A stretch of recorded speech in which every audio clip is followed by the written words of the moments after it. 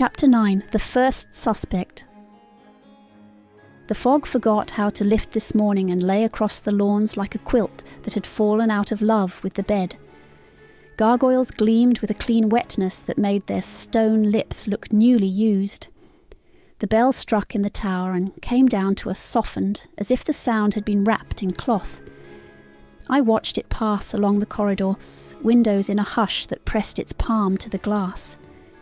Tuesday said the weather was being theatrical. I said the weather had learned from the faculty. By noon the smell of chalk had threaded the east wing so thoroughly that when I exhaled I could taste corrections. Professor Marrow likes a board that looks busy, not because he cares for clutter, but because he enjoys the discipline of erasure. The strange thing is what he does not erase. The fragments remain like pale bones sticking through a field.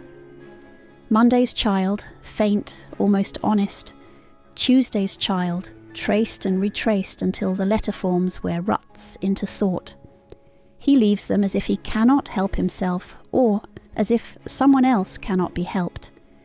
We sat in the back row for occult history and watched him speak with the precision of a man who files his patients by colour.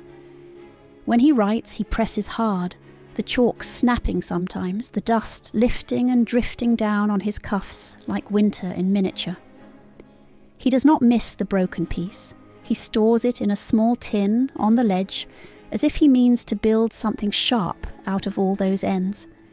I was plagued by a strange affection for the tin, perhaps because I have never seen him touch it, and so I suspect it contains a version of him he would rather not meet. Histories, he said, are agreements that took. The rest are ghosts. He said this without looking at Tuesday. To not look at her is one of his talents. To consider what she is seeing anyway is another. In the margin of my book I noted a ring of key marks on the inside of his desk drawer. Keys leave a language on wood if you pay attention. Scraps slid down in my coat pocket and tapped twice at my ribs, a nervous metronome. She has been doing that more often, a little staccato when she feels a thread lift in the air that the rest of us cannot quite see. The sound is private. I do not think anyone else hears it. Sometimes I am not anyone else. After class, Tuesday did not move. The students passed us, wool and perfume and the dry flit of notebook paper. Juniper lingered. She does that now, hovering in a way that looks like sunlight trying to decide if it belongs in a north window. "You are going to do something," she said to Tuesday in a tone she uses when she would like to be invited and expects to be refused. "I am going to do something quiet," Tuesday said. "Invite yourself if you can be quieter than your heartbeat." Juniper put a hand over her chest as if trying to convince it to be modest. "I can try." "It is enough," Tuesday said, which was kind and true and a bit of a dare. We waited until night chose its usual seat. Hollowshade prefers evening like a stage prefers its curtain.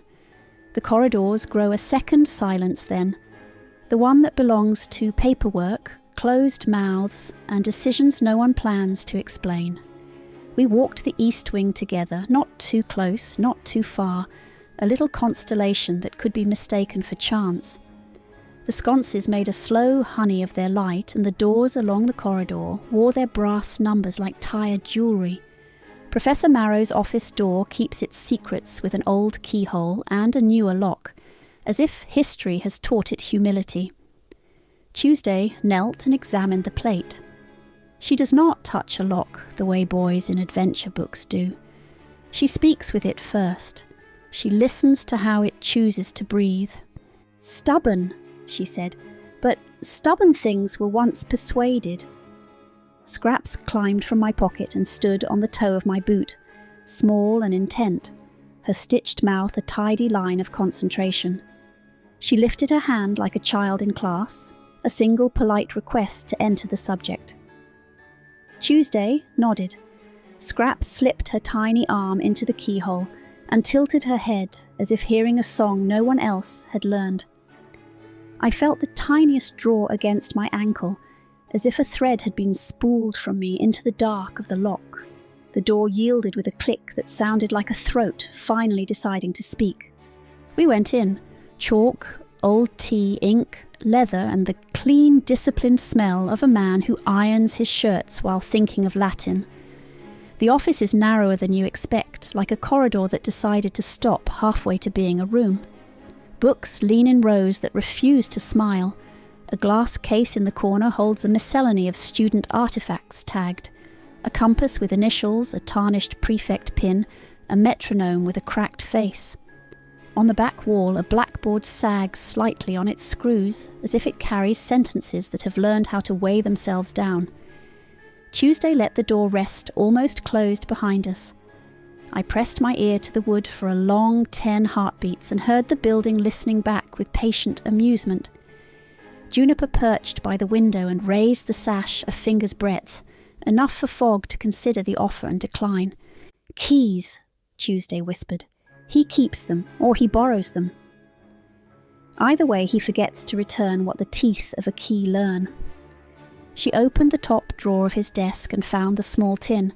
Up close, the tin showed a ring of wear where anxious fingers would have rubbed it in a different life. Tuesday flipped it open. The chalk tips inside lay like a broken constellation. In the dust that collected along the hinge, I saw letters that the tin had written to itself, WT and a curl that could have been an M or the beginning of a G. Dust is always writing if you are impolite enough to read. Juniper's gaze had found the glass case. She pointed to a paper bird pinned gently to a velvet backer with a thread incomplete, as if someone had started a stitch and changed their mind. Beneath it a card read, "Recovered quad, no date. Professor Marrow catalogues the weather when it offends him." Tuesday moved along the shelves like a tide.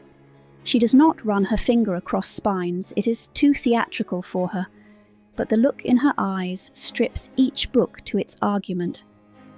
She stopped before a ledger, brown cloth cracking at the hinge, and slid it free.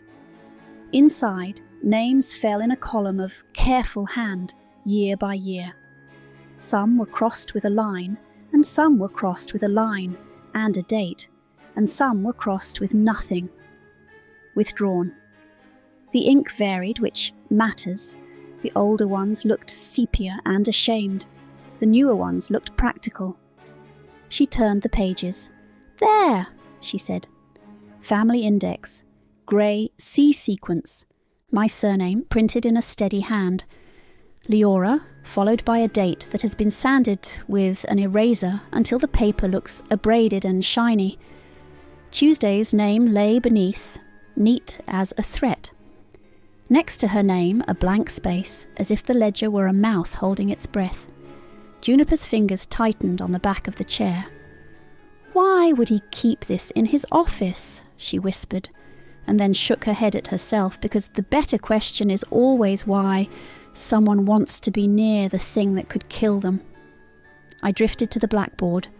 The chalk there was recent, a faint curve of Thursday's child, ghosted, stubborn, pale, a refusal to leave. I lifted the edge of the board with my fingertips. It gave not much, the way a scab lifts at one corner to test a wound for readiness. Behind it, the wood showed a small cavity cut by a careful hand. Tuesday came to my side without a sound.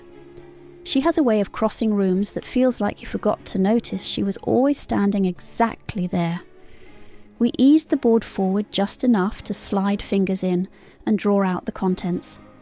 A string of folded cards, their edges powdered with chalk. Tuesday spread them on the desk blotter and sorted by size, then by violence. Some had been folded once with respect. Some bore creases like they had been clenched. Each showed a stanza or a fragment in a different hand. Monday's child is fair of face. Tuesday's child is full of grace. Wednesday's child is full of woe. The inks ranged from the blue of a fountain pen that belonged to a boy who liked order to the dull black of a biro that belonged to a girl who wrote on her knee. Behind the last card lay a photograph. It showed the front steps of Hollowshade in a light that looked like early winter or late forgiveness. Students arranged in rows, their collars doing their best. The girl near the centre had her face scratched out in a fury that did not match the tidy rage of the other lines. The scratches had depth, ploughing through emulsion like a small ploughed field. Someone had written the year on the bottom edge. In the corner, a flourish of initials, LB, that tidy whisper of letters I have seen in the paint along the baseboard, and in my mouth when I woke from a short and unconvincing sleep. Juniper breathed in so quickly the air in the room thinned. "Do you think that is the girl?" she said, and did not name what girl because you do not say banshee in an office where the metronome has chosen to be quiet. The metronome clicked once, a small sound. No one had touched it.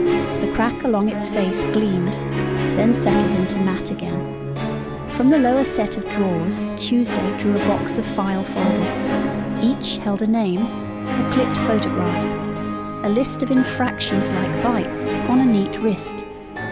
In the top right corner of some pages he had written a line from the rhyme in pencil, lightly, the way a man traces his own doubt to see whether it will flinch. One file held a lock of hair carefully twined and sealed inside a glassine envelope. The hair was pale, not golden, almost grey with that knot-colour hair sometimes takes from shock or from too many winters, in too few years. Juniper stepped backward and looked like someone who has just realised the window is a mirror after all. She crossed her arms quickly, as if to protect the places a cry might climb out. "We should leave this," she said, and her voice asked to be obeyed, and her hands betrayed her by not moving. Scraps had been very quiet until then. She scaled the desk leg with a small care that reminded me of a child learning stairs. She reached the edge of the blotter and pointed one finger at the bottom drawer, then put her palm flat on the wood and pressed as if feeling for a pulse. Tuesday crouched and put her own palm beside Scrap's tiny cloth hand. The drawer did not move. Tuesday tilted her head. Her hair made a shadow along the edge of the wood that looked like a second drawer drawn by an uncertain artist. She slipped a thin metal ruler between wood and frame and found a hidden latch. The drawer came free with a sound like a decision. Inside lay a key ring, not for doors, for cabinets and boxes, the sort that hold paper and the past. The keys were of the small, important kind, stamped with a man's habit of labels. A, B, C, and then numbers. One key was different, older, its teeth shallow, its bow engraved, not with a letter, but with a little bird whose wings were folded in a way that felt very familiar. Scraps touched that one. She didn't pick it up. She laid her hand on it and went completely still. "Scraps," I said softly. She did not look at me. Her buttons reflected the room and made the room look as if it had learned how to shiver. Juniper glanced at the door. Her lips shaped my name without sound. My name and I have a complicated relationship. Tonight it came when called politely, like a guest who knows which fork to use and hates the salad anyway. In the corridor something changed, a polite shift like a book being set down. I felt it enter the wood of the door, and then the air around the lock had a temperature. Tuesday closed the drawer and slipped the keys into her pocket with the economy of a magician who refuses to be theatrical. She replaced the ledger, the cards, the photograph, the box of files. She wiped the dust along the blackboard frame with one careful pass of her wrist, not to remove our presence, but to prevent it from being legible in the wrong language. "Time," she said. We moved to leave, but the door moved first. It opened with the elegance of a person who never fumbles with handles, because handles have learned to cooperate. Professor Marrow entered and closed it again with 2 fingers. He stood very still. Your stillness suits him. Then he turned the key, the newer lock, and put the key in his pocket. He looked at the 3 of us, arranged in his office with our best approximation of innocence, and did not waste his breath on surprise. His gaze found Tuesday as if it had been following a thread across the day and had expected to arrive here at precisely this moment. "Miss Gray," he said, and did not ask why. "Professor," Tuesday said, and did not apologize. He lifted his hand, the one with the chalk not ground into the creases yet, and adjusted the cuff of his shirt with a small movement that made the air behave. "You are remarkably consistent," he said. "It is almost helpful." "It usually is," Tuesday said. Juniper's throat jumped. Scraps closed her fingers into a tiny fist and opened them again very slowly, as if practicing the idea of holding and letting go. Marrow's attention moved to me then, and there was a beat during which I was sure he would not see me. It is an odd kind of certainty, the kind that tastes like relief you are ashamed of. He looked at me as if I were a chair he did not like and would never sit on. Then he looked past me, at the metronome. The metronome ticked once, very softly, and stopped. "You believe I am the axis of your trouble," he said to Tuesday, not unkindly. "You mistake chalk for blood." "Chalk tells the truth," she said, "when it breaks." He smiled, and it did not improve him. "Your talent for epigram will do you no favours here." "Neither did yours," Tuesday said, "at my name in your ledger." He did not react to the word ledger, he reacted to the word name. A shadow crossed his face the way a thought crosses someone who has just decided to choose the second worst option. He stepped aside and gestured to the chairs. The gesture was flawless. He had practiced it to impress a different kind of guest. "Sit," he said. "If we are to play at accusation, we will at least do it without the discourtesy of making my legs ache." "We are not playing," Tuesday said, "and we will stand." "Very well," he said, and went behind his desk. He set his palm flat on the blotter, as if testing whether the wood had forgiven him for something. He looked at Scraps then, and for the first time since I have sat in his class, I saw something like hesitation pass through him. It was small. It was real. "You have taken a key," he said. "We have borrowed a key," Tuesday said. "Return it," he said. "Perhaps," Tuesday said. "Perhaps you can tell me why your drawer knows the shape of it." He considered her. "Because I am a curator," he said, "and because the school trusts me with the sediment left by its weather." "By its crimes," Tuesday said gently, as if she were asking him to confirm the spelling of a difficult word. He leaned back. His eyes went from her face to the blackboard and back again, the way eyes will check the sky for witnesses. "You think the rhyme has fingers," he said. "You think it points." "I think people do," Tuesday said, "and some of them teach."